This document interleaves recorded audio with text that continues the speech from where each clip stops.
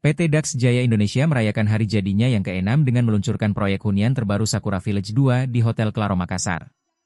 Acara ini menjadi langkah strategis bagi pengembang asal Jepang itu untuk memperkuat pasar di Indonesia, khususnya di kawasan Makassar. Direktur Utama PT Dax Jaya Indonesia, Muhammad Rifki Virgananda, mengungkapkan tagline, cepat, aman, nyaman, sebagai landasan pembangunan proyek ini. Ia menjelaskan pembangunan berjalan cepat dengan progres nyata, memiliki legalitas lengkap, serta menghadirkan kenyamanan melalui penataan lingkungan yang rapi. Berlokasi di sekitar Jalan Asrama Haji Sudiang, hunian ini hanya beberapa menit dari bandara, dekat akses tol, dan bebas banjir. Proyek ini menawarkan 131 unit rumah tipe Hikari, 7584, dan Izumi, 4866, yang mengusung desain khas Jepang. Kepala Konsulat Jenderal Jepang di Makassar, Ohashi Koichi, mengapresiasi proyek ini sebagai wujud harmonisasi budaya kedua negara.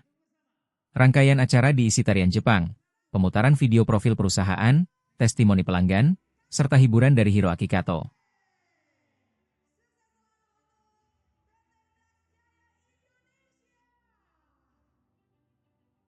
Download Tribun X sekarang, menghadirkan lokal menjadi Indonesia.